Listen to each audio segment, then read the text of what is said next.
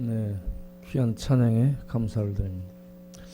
고난주간을 맞이하여 하나님 앞에 나오신 모든 성도님들과 우리 교회에 여러모로 후원하며 봉사하며 참여하는 모든 분들과 후원자분들과 또 어려움을 겪고 있는 모든 분들 위해 우리 하나님의 은혜와 평강이 주의 치료의 빛이 함께 하시기를 바랍니다. 고난주간을 맞이하면서 전 세계가 지금 고난을 당하고 있는 것을 보게 됩니다. 코로나 때문에 고난을 당하고 있는데 코로나로 인해서 여기저기 계속 보도되는 게 확진자가 얼마 죽었다, 통계는 얼마다라고 계속해서 보도가 되고 있기 때문에 더욱 두려움과 공포가 많이 조성되고 있지 않은가라고 생각됩니다. 그런데 저는 코로나로 인해서는 지금 죽은 사람이 한 6만 명 이상 되는 것 같은데 죄로 말미암아서는 전 세계의 모든 사람이 죽습니다. 그래서 코로나로는 많이 지금 난리를 하는데 코로나는 우리가 이겨내는 사람이 훨씬 많고 치료받는 사람이 훨씬 많지만 죄로부터는 어느 누구도 자유롭지를 못하고 죄로 말미암은 죽음, 저주, 사망으로부터는 어느 누구도 벗어날 수 없는 죄와 죽음의 세력이야말로 가장 무섭고 두려운 세력이 아닌가라고 생각하며 죄를 보고요, 죽음을 보고 그리고 우리 인간의 무력함을 보게 됩니다. 또 동시에 죄 문제를 해결하기 위해서 이 땅에 보내심을 받아 오신 하나님의 아들 예수를 보면서요, 그분을 찬양하지 않을 수가 없습니다. 찬양이 저절로 나와요. 찬양이 눈물과 함께 영혼의 울먹임과 함께 이렇게 나옵니다. 그래서 이 고난주간에 이사야 53장을 이렇게 묵상하면서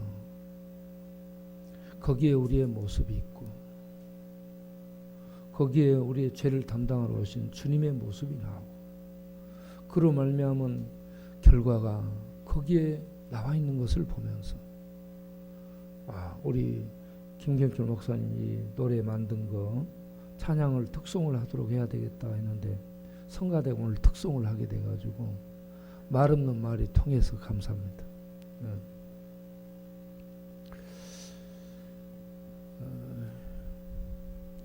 이 고난 속에서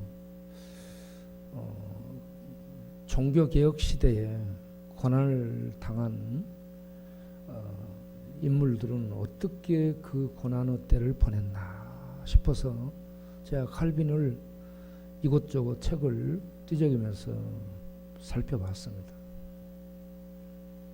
종교개혁 시대에 개혁가들이 직면한 문제는 외부적으로는 로만 캐톨릭이라는 거대한 세력과 맞싸워야 되는 이런 어려움에 있었고요. 또 주변의 사회적으로는 이단들이 무지 많이 이렇게 일어났습니다. 사회가 어수선할 때 이단들이 많이 나옵니다. 이단들 그리고 역병이요. 그때 유럽의 역병이 전염병이 아주 오래 갑니다. 계속됩니다. 루터, 칼빈 배제할 것 없이 계속 그 시대에 이 역병이 유럽을 휩쓸고 있습니다. 그 역병과도 싸워야 됩니다. 그러면서 내부적으로요, 교리적인 정리가 되지 않아서 개혁자끼리도 이 교리적인 일치를 못 보니까 굉장히 어려움을 많이 겪습니다. 그리고 스트라스부르는 자유도시인데 반해서 제네바는 제네바시 의회가 이 집권을 통치를 하고 있기 때문에 그러한 이 지시 속에서 굉장히 어려움을 겪습니다. 그래서 의회와 늘 맞서야 되는, 정부와 맞서야 되는, 정치 세력과 맞서야 되는 이런 또 어려움이 있습니다. 그러면서 그렇게 설교를 하고 그렇게 가르치고 권면을 해도 교인들이 변화가 안 된다고 얘기합니다. 도대체 하나님 말씀에 대한 순종하려는 성향을 갖지 못한 자들이라고 안타깝게 얘기를 합니다. 아무리 얘기를 해도 말을 듣지 않는다. 그런 안타까움을 토로합니다. 그래서 정말 힘든 삶을 어느 시대나 다 살고 있구나. 여러분, 루터 칼빈이 오늘날 우리가 볼 때 대단하게 보이지만요, 본인들은 책을 보면 어찌할 바를 모르겠다, 어찌할 바를 모르겠다라는 말들을 많이 합니다. 그리고 칼빈이 얼마나 힘들었으면요, 하루 동안에 20번이나 가까이 하나님 나를 데려가 주옵소서, 하나님 저를 부르시옵소서 하면서 하루 동안에 20분 이상을 나를 데려가 달라고까지 간청을 합니다. 그런데 하나님이 그 기도를 들어주지 않고 자기를 살려주셨다라고 얘기합니다.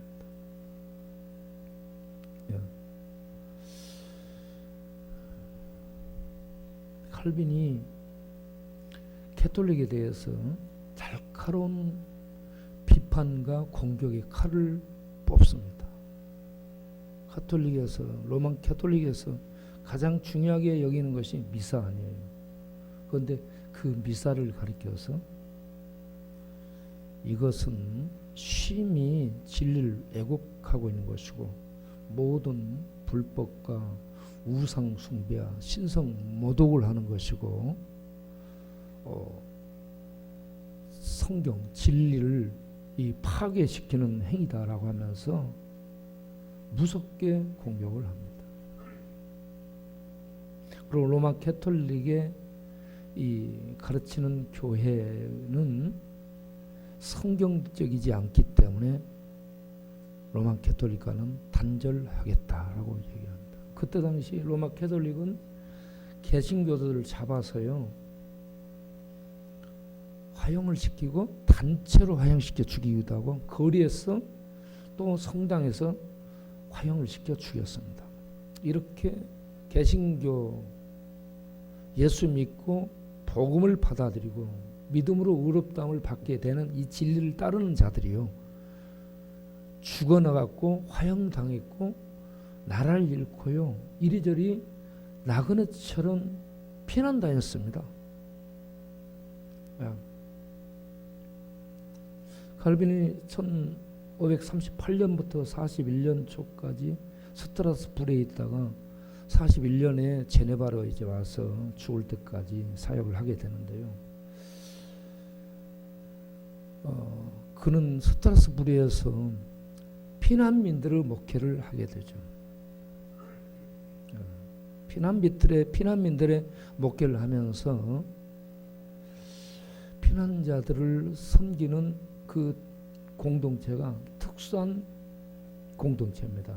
그러니까 미국 같은 데 가면 한인타운, 한인교회, 또 중국 사람들은 차이나타운 해가지고 그 타운을 만들고 이 중국 교회를 만들고요. 유대인들은 유대인 회당에서 유대인들만의 독특한 문화, 종교 문화를 이어가고 있고 그렇습니다. 이와 같이 특정한 집단이, 특정한 민족이 다른 나라에 가서 살지라도 자기네들끼리 모인다는 거죠. 그래서 스트라스부르에 온 피난민들, 프랑스 피난민들의 목회를 거기서 하게 되죠. 그러면서 피난민들의 목회를 하려고 하면 고립된 사람들로 살아야 된다. 고립된 사람들로 살 것을 각오해야 된다는 겁니다. 예. 그러한 시기에 칼빈의 신학이 깊어지고요. 신앙이 깊어지고 영적인 경험을 많이 하게 됩니다. 거기에서 많은 것들을 배우게 되죠. 고난 속에서. 그래서 그가 제네바에 가서 이런저런 기틀을 마련하는데 많은 도움을 받게 된 게 스트라스부르 그 피난민들의 목회지였습니다. 그리고 이 제네바에 가서 이 목회를 하면서 남긴 그 내용들 중에 로마 캐톨릭의 고해성사를 통해서 많은 악이 자행되기 때문에 고해성사를 없애게 되고 고해성사 대신에 하는 제도가 신방제도입니다. 고해성사하기 전에 이제 신방을 하게 되면 그런 폐단이 없어진다 하는 겁니다. 그래서 고해실을 성도들의 거실로 옮겨서 거기 가서 얘기를 듣고요. 지도와 권면과 위로를 함으로 성도들을 바로 이 세워나가는 이 제도를 마련한 게 신방 제도라고 얘기합니다. 어쨌든 이렇게 개혁을 하려고 애를 쓰지만 참 쉽지가 않습니다. 그래서 칼빈이 얼마나 힘들어하는데 또 역병까지 겹치고 계속돼 가지고요. 그 시대를 사는 사람들이 너무 힘든 시대를 살았다는 것을 발견하게 됐습니다. 오늘 우리들 뭐 코로나 때문에 이렇게 못해도 그렇게 힘들지는 않은 것 같습니다.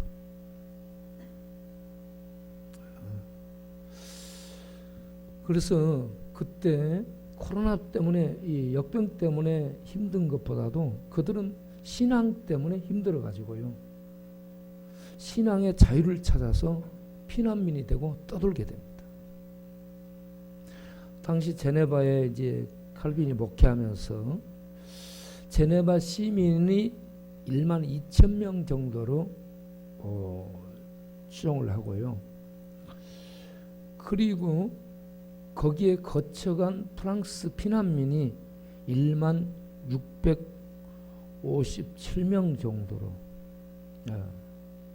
거의 이 피난민들이 제네바 시민들하고 맞먹을 정도로 제네바를 많이 거쳤습니다.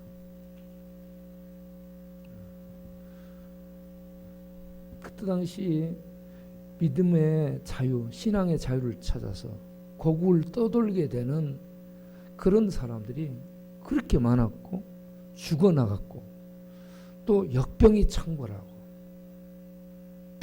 떠돌아야 되고 그래서 그때 당시에 칼빈이 제네바에 이런 오늘날로 말하면 복지회관 같은 것을 만들어서 떠도는 사람들을 거기에서 자는 기숙 생활하는 자는 것도 마련해드리고 아픈 사람들을 치료해주는 돌보는 간호제도 이런 것도 만들게 되고요. 그렇게 해서 거기에서 그 훌륭한 간호사들이 배출되고 나중에 나이팅게일 같은 이런 사람도 그 연장선에서 배출됐다라고 기록을 남기고 있습니다. 이같이 그 사회에 얼마나 많은 문제들이 있었는지 모르겠어요. 예?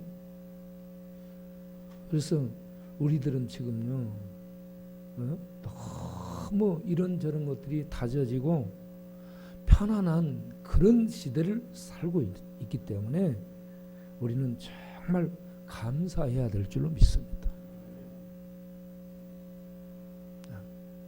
그런데 더욱 감사해야 될 것은 우리 주 예수 그리스도로 말미암아서 우리에게 영원한 자유를 주셨다는 것. 진리를 알지니 진리가 너희를 자유케 하리라.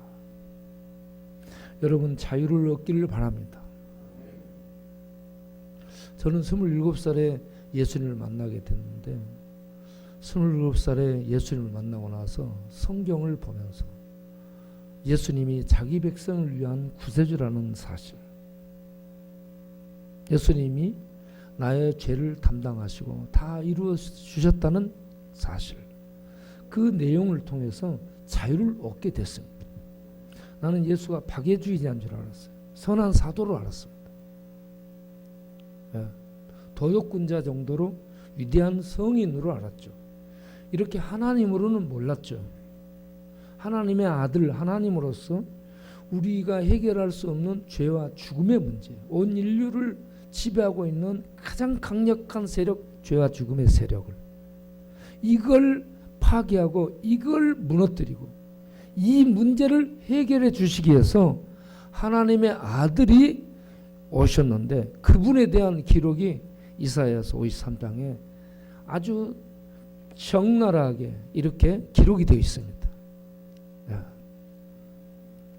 이사야가 예수님 오시기 700년 전의 사람으로서 예수님의 모습을 보는 것처럼 해서 기록을 했습니다. 그래서 여기에서 보게 되면 도대체 우리들은 이 어떤 종자인가, 우리는 어떤 종자인가 하는 것을 얘기합니다. 우리가 어떤 종자예요? 6절에 보면 우리는 다 양 같아서 각기 제 길로 갔다. 제 길로 갔다, 이 말이 저에게는 죄의 길로 갔다, 이렇게 느껴요. 각기 제 길로 갔다라는 뭔 말이요? 지 마음대로 살았다. 자기 하고 싶은 대로 했다. 그럼 자기 하고 싶은 대로 하는 건 뭘까요? 우리가 자기 하고 싶은 것을 따져보면 정욕과 물욕과 탐욕과 폭력과 이 어떤 성취욕, 명예욕, 뭐 이런 욕심 덩어리라는 얘기죠. 자기 하고 싶은 대로 했다. 뭔 말이야? 욕심을 따라 살았다. 어떤 욕심이요? 죄된 욕심을 따라갔다, 이 말입니다. 우리는 본성이 타락했죠. 죄에 젖어 있고 죄가 부패함으로 온 이성과 지성과 의지와 우리 마음까지 죄의 부패함 속에 있습니다. 죄로 오염되어 있죠.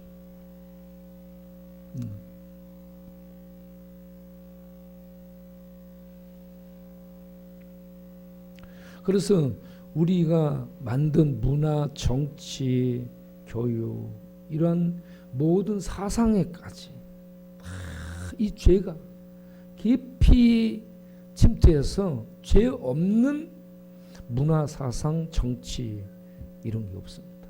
어디를 가든지 죄로 말미암아 만들어진 그런 세상입니다. 그런 죄를 따라서 갔다. 우리 다, 한 사람도 예외 없이. 그런 죄의 결과는 죽음, 사망이다.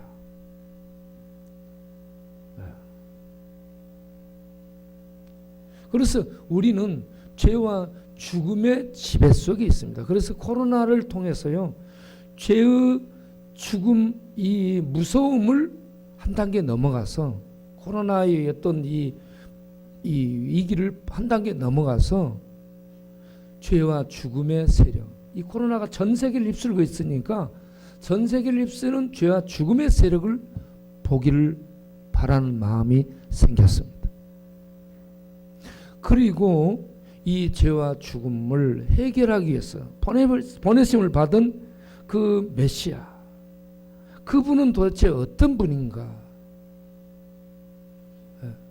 그분에 대한 얘기가 1절부터 나오죠. 우리의 전한 것을 누가 믿었느냐?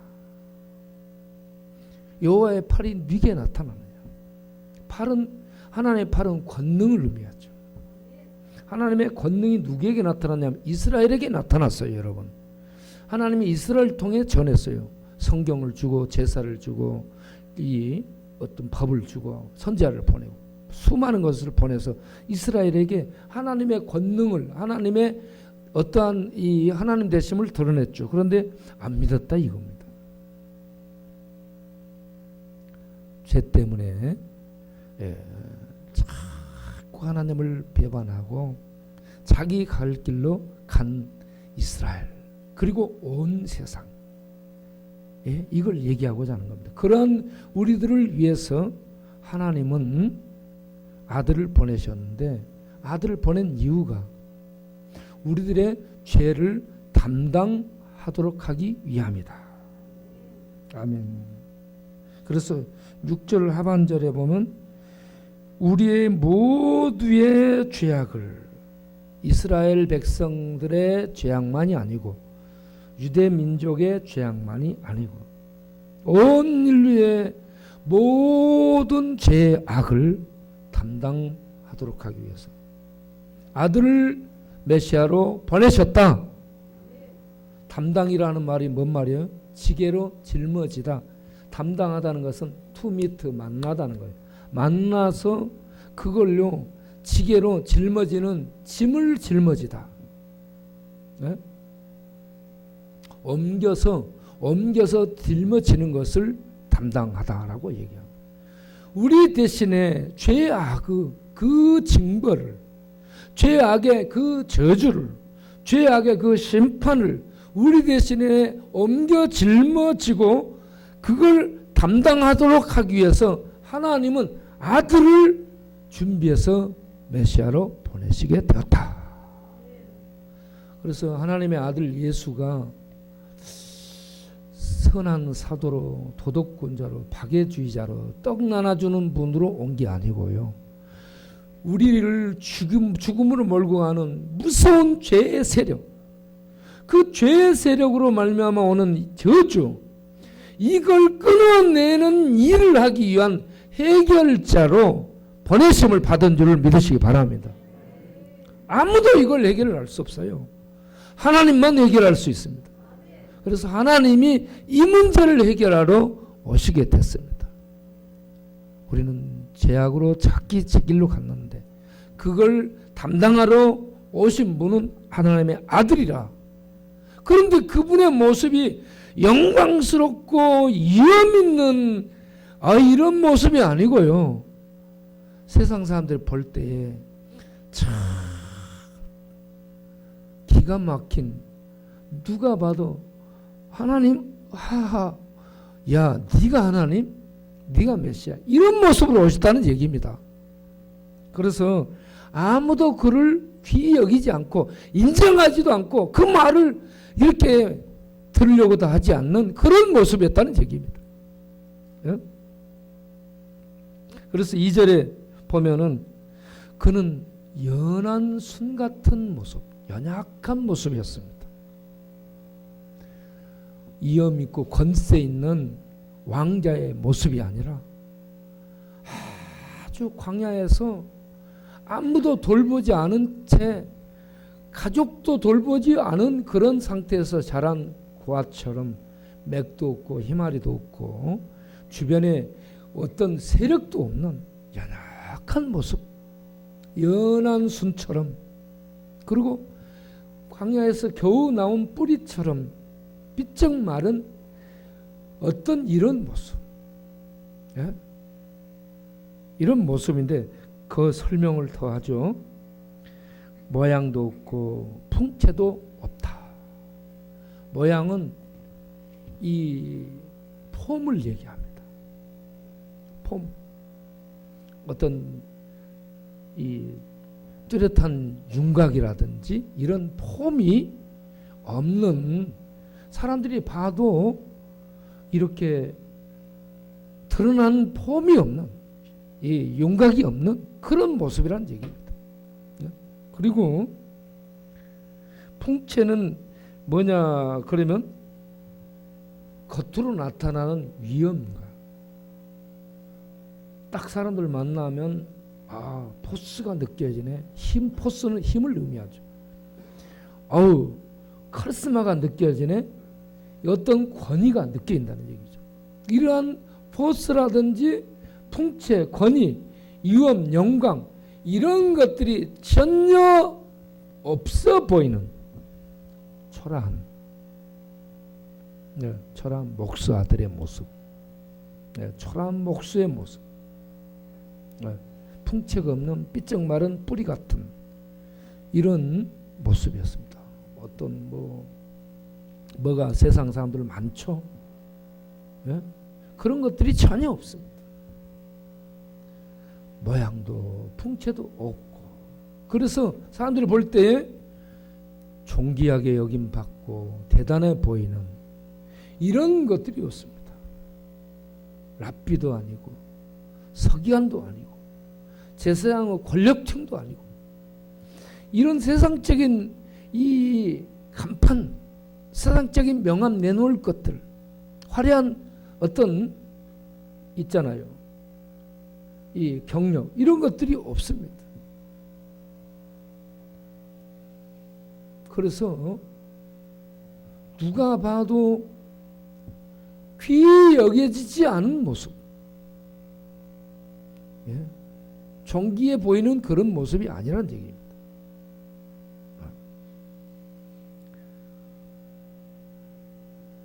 그런 모습으로 멸시를 받고 멸시를 받았다. 멸시가 뭐예요? 경멸을 받았다는 얘기입니다. 멸시, 천대, 경멸. 그래서 귀히 여기지를 않았다. 그런데 그 모습이 왜 그랬는가?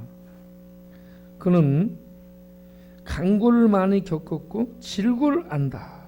강고라는 말은 고통을 얘기하죠. 슬픔을 얘기합니다.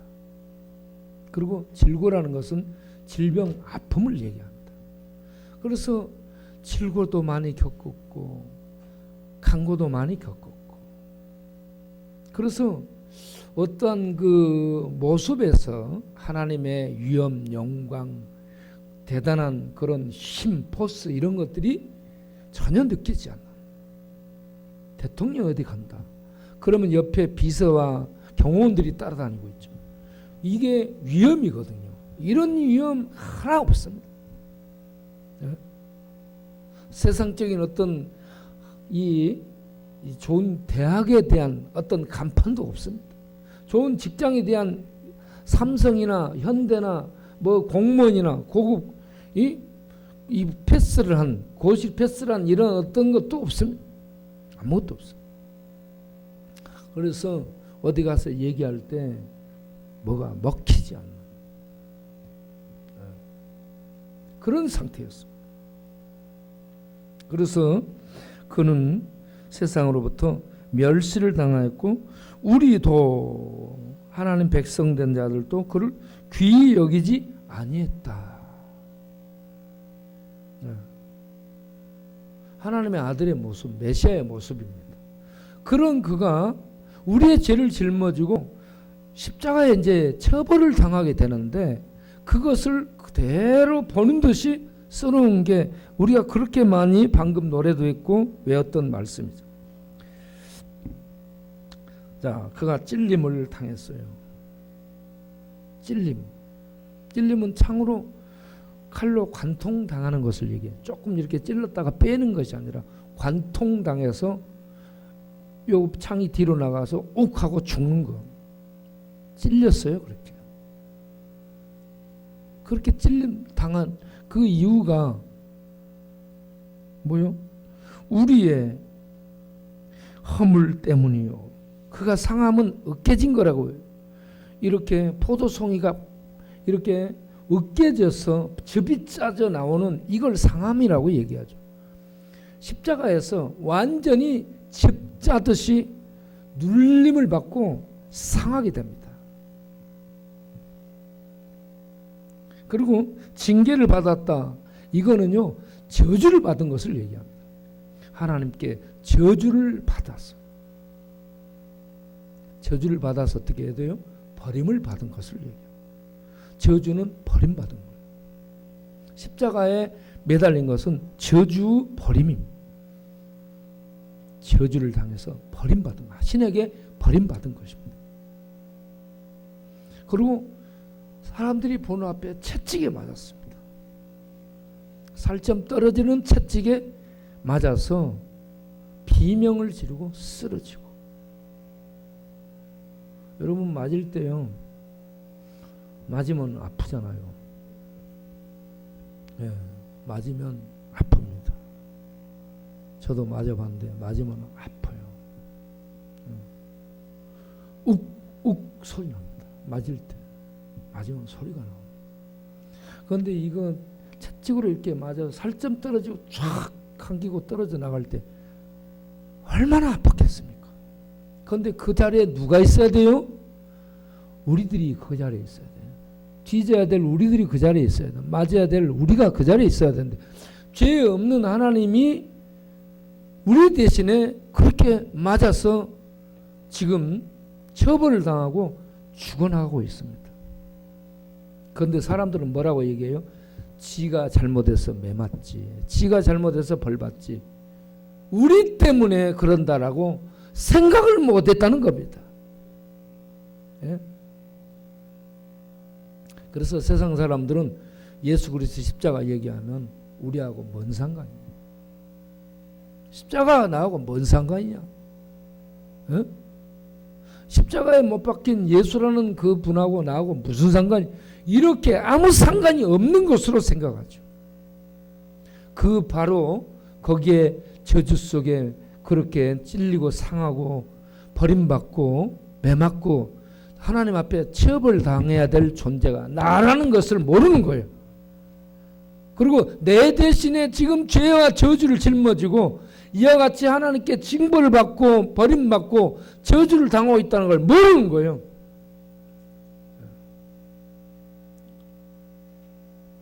우리는 내 죄가 이렇게 극악무도한 이 나의 죄가 하나님의 아들이 죽음으로써 죄값을 치를 정도로 죄의 대가가 이렇게 어마어마하다는 것을 아시길 바랍니다.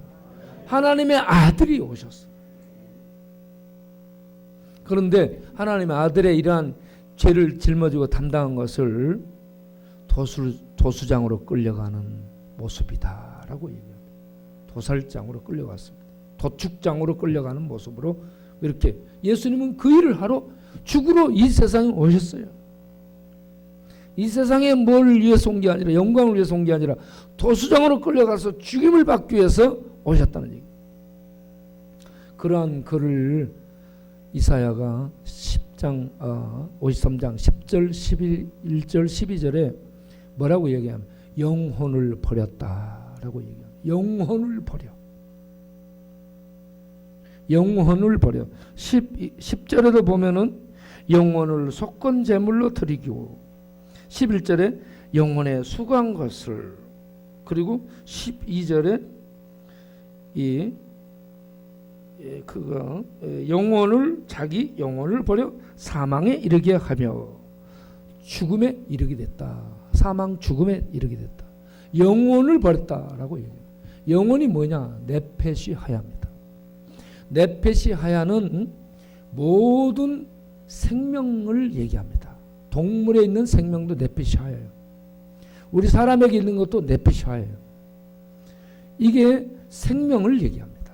생명, 살아서 활동하는 생명을 네페시 하야라고 얘기합니다. 그러니까 영혼을 버렸다는 것은 생명, 목숨을 버렸다는 얘기입니다.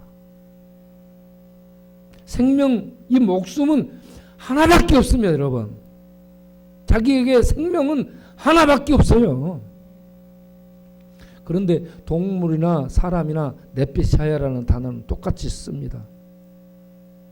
그런데 사람은 달라요. 동물들의 생명과 사람들의 생명은 다릅니다. 사람들은 하나님의 숨을 불어넣어서 생명이 된지라. 동물은 하나님의 생명의 숨을 불어넣지 않았습니다. 그냥 만든 거예요. 창조된 거예요. 그런데 사람은 하나님의 형상으로 하나님의 숨이, 하나님의 생명의 호흡이 사람에게는 들어온 영원한 존재입니다. 영적인 존재고요. 하나님의 형상을 닮은 존귀한 존재입니다. 그래서 하나님은 사람들을 버릴 수 없는 거예요. 죄를 범한 그 백성, 하나님 백성들을 버릴 수가 없는 겁니다. 그래서 하나님의 아들을 보내셔서 그 목숨을 속건제물, 죄에 대한 제물로 그 목숨을 지불하도록 해가지고 그 생명을 지불하도록 해서 우리를 죄로부터 꺼내시는 구원을 이루시게 됐다는 얘기입니다. 여러분, 우리의 생명이 천하보다 귀한데 하나님의 생명은 얼마나 귀하겠습니까? 하나님의 생명을 버리셨습니다. 예? 하나님이 사람이 되셔서 비천해진 그런 초라한 모습으로 멸시당하고 버림당하고 우리의 죄를 짊어지고 하나님은 저주를 받아 십자가에서 그 수치를 당하며 징벌을 받으신 겁니다. 그래서 십자가는 우리들이 이렇게 극악무도한 죄인이고 우리의 죄는 하나님이 반드시 처벌하는 것이고 죄에서 살아남을 존재는 없다는 것을 말하는 것이고 죄에 대해서 하나님이 이렇게 진노한다는 것을 말씀하고 있습니다. 온 세상은 죄에 대해서 떨어야 됩니다. 코로나에 대해 떠는 것이 아니라 죄에 대해서 떨어야 돼요. 코로나는 지나가요. 암도 지나가고, 예? 이 고난도 지나갑니다. 그러나 죄는 이 세상을 지배합니다. 죄와 죽음의 세력이 이 세상을 지배하는 가장 무서운 세력인데 이 죄와 죽음의 세력에서 벗어나기 위해서 어찌할 것인가를 십자가를 통해서 해답을 얻어야 될 줄로 믿습니다. 예수님이 그 십자가에서 다 이루었다. 죄값을 다 지불했다라고 외쳤습니다. 주님은 그걸 하러 오셨거든요. 죄와 죽음의 세력을 해결하는 이 문제를 해결하기 위해서 오셨는데 십자가에서 죽으시며 다 이루었다. 그 일을 이루어냈다. 하나님이 자기에게 허락한 그 임무를 수행했다. 다 마쳤다. 죄의 저주를 끝내버렸다. 죽음의 세력을 없앴다. 하나님의 진노와 저주를 없앴다. 그래서 십자가만이 온 인류에게 희망이고 살 길인 줄로 믿습니다. 그래서 우리는 이런 고난의 때에 예수 그리스도의 십자가를 보고 이게 이 문제를 해결할 수 있도록 인도를 해야 되는데 이게 이스라엘 백성이 광야에서 불뱀을 만나서 그 불뱀에 물려 죽어가 그때에 하나님이 노뱀을 이렇게 만들어서 매달라. 노뱀을 만들어 매달면 낫는다라고 하니까 이게 믿어져요? 뱀에 물려 독이 퉁퉁 부어 죽어가는데 그 독치료하는 해독제를 줘야지.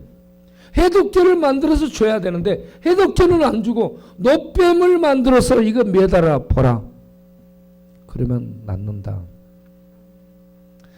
이게 말이 돼요? 이성적으로 말이 돼요? 상식적으로 말이 되고 이게 합리적으로 맞는 방법이에요? 전혀 합리적이지도 않고 이성적이도 않고 앞뒤가 안 맞는 거예요. 그런데 그걸 바라보면 산다. 죄와 죽음의 문제에서 벗어나기 위해서 선행을 베풀고 어떤 착한 일을 하고 윤리적으로 도덕적으로 바르게 살고 그래야 내가 하나님 앞에 구원이라는 걸 따내거나 받아내거나 그런 거 아닌가. 그런데 십자가에 못 박혀 저주 속에 죽은 예수를 믿으라. 이게 이해가 안 돼요. 또 이게 이해가 안 돼요. 하나님께서 이해가 안 되는 방법으로 하나님의 아들을 구세주로 보내시고 죄와 죽음에 대한 해독제로 예수님을 보내시고 예수를 믿으면 죄와 사망의 독에서 저주에서 풀어나고 너희들이 살 수 있게 된다. 이게 해독제다. 인류를 위한. 그러니까 예수를 믿고 예수를 받아들이라 이 말이죠. 그런데 인류는 내가 생각해 봤는데 그거 안 돼. 아니야. 아닌 것 같아. 이렇게 인간이 자기 길을 가고 있다는 얘기입니다. 굉장히 똑똑한데 참으로 하나님보다 똑똑한 분이 어디 있습니까? 하나님보다 전능한 분이 어디 있어요? 하나님이 그렇게 전능하신 분이 이런 방법을 만들어서 제시를 했으면 이걸 따르면 되는데, 하나님 듣기 싫습니다. 나는 내 방법을 찾겠습니다. 이게 인류의 모습이라는 얘기죠. 이런 인류가 회개하고 돌아오기를 바랍니다. 이번 코로나 사태를 통해서 코로나가 들어가는 이 위기 속에서 인간이 과학도 정부의 어떤 대책도 어떤 의학의 기술도 여기에 손들고 아무런 어떤 해답을 내놓을 수 없는 이런 상황에서 왜 이런 일이 일어났지? 우리 이 인간의 깊은 그 본 모습을 돌아보고 하나님, 신을 찾는 그런 기회가 되기를 바랍니다. 그래서 코로나를 통해서 온 세계에 복음이 들어가는 역사가 있게 되길 바랍니다. 그리고 우리는 이러한 때에 하나님의 사랑을 십자가를 통해서 확인하시길 바랍니다. 예수님이 메시아로 내 죄를 위해서, 죄악을 위해 십자가에서 제물이 돼가지고 드려짐으로 내 모든 것을 끝내주셨다. 이게 도대체 뭐냐? 이걸 하나님은 사랑이라고 말씀합니다. 요한일서 4장 8절에 하나님은 사랑이라. 하나님은 사랑이라. 인간이 스스로 죄에 빠진 거지 하나님이 죄를 짓게 한 건 아니에요. 인간 스스로 죄를 짓고 죄의 저주 속에 죽음을 당하고 심판 아래 떨어졌어요. 그것마저도 인간이 저지른 건데 그것마저 하나님이 담당해 주시겠다는 얘기입니다. 그리고 그걸 실제로 오셔 담당하시고, 그래서 요한일서 4장 9절에 하나님의 아들을 세상에 보내시면 우리를 살리려 하심이라. 하나님은 사랑하시는데, 죄에 빠진 인류를 사랑하시는데 그 사랑이 뭐냐? 살리기 위한 사랑이라는 얘기입니다. 살리기 위한 사랑. 온 인류에게 우리는 이 십자가의 사랑을 지원하는 교회가 되어야 될 줄 믿습니다. 여러분 담대하시길 바랍니다. 하나님의 사랑이 우리에게 부어지길 바랍니다. 담대히 하나님의 사랑을 수행하는 하나님의 백성들로 자유인으로, 영적인 자유인으로 남기를 바랍니다. 우리가 밖에 나가서 밥을 제공하고, 그리고 복음을 전하고, 그리고 이렇게 기도를 하고, 이런 것이 뭡니까? 하나님의 사랑입니다. 하나님의 사랑을 실천하기 위한 겁니다. 자, 오늘 읽은 그 말씀을 보게 되면 12절 마지막에 그가 많은 사람의 죄를 담당하며 범죄자를 위하여 기도하였다. 십자가에서 누가복음 23장 34절, 아버지여 저들은 자기의 하는 짓을 알지 못합니다 하면서 예수님 십자가에서 기도합니다. 용서해 주시옵소서 기도합니다. 우리는 이 기도를 드려야 될 줄로 믿습니다. 온 인류가 죄를 회개하고 하나님 앞에 나오도록 이 기도를 해야 돼. 예수님이 십자가에서 그 기도를 하신 그 기도를 따라가야 될 줄로 믿습니다. 그렇게 해서 그 기도를 통해서 거기에 매달렸던 행악자 강도가, 살인자가, 사형수가 거기서 예수를, 하나님의 아들을 메시아로 발견하게 되고 예수님께 자기를 부탁하죠. 주여 당신의 나라에 갈 때 나를 불쌍히 여겨주소서. 나를 기억해 주소서. 그래서 주님이 너 믿음 보고 오늘 네가 나와 함께 낙원에 들어갈 것이다 라고 그에게 확신을 줍니다. 우리는 범죄자를 위해서 기도해야 될 줄로 믿습니다. 이게 하나님의 사랑인 줄로 믿습니다. 그리고 하나님의 은혜에 대해 고마운 줄도 모르는 그들에 밥을 주고 사랑을 주고 축복을 주고 하나님의 말씀을 주면서 끝없이 하나님의 사랑을 욕먹어가면서 실천할 수 있는 우리가 되길 바랍니다. 아무리 힘들게 어렵다 해도 종교개혁 시대 또 초대 1세기에 로마 압제, 황제 숭배를 당하는 압제하에서 살았던 이 크리스찬들보다 우리는 더 덜 힘들 줄로 압니다. 훨씬 안 힘들어요. 그렇기 때문에 이럴 때에 우리 일어나서 하나님의 이 영광과 하나님의 이 놀라운 사랑과 하나님의 인류를 구원하는 이 은혜를 우리들이 세상에 흘려보낼 수 있는 복의 통로로 우리가 담대히 용기를 내서 일어날 수 있기를 바랍니다. 그러기 위해서 우리 하나님은 오늘 또 사랑을 부어주시고 우리 모두에게 능력을 부어주시고 십자가의 이 사랑을 우리들이 붙들고 간다면 담대히 세상 속을 전전할 수 있게 될 줄로 믿습니다. 아무것도 두려워 마십시오. 하나님의 사랑이 우리와 함께합니다. 그 하나님, 사랑의 하나님이 우리와 함께합니다. 세상 그 무엇도 우리를 해칠 수 없습니다. 강화 담대히 용기를 내시고 하나님의 생명의 사랑을 실천하기에 일어서는 이 시대의 하나님의 백성들이 되시길 바랍니다. 기도하겠습니다.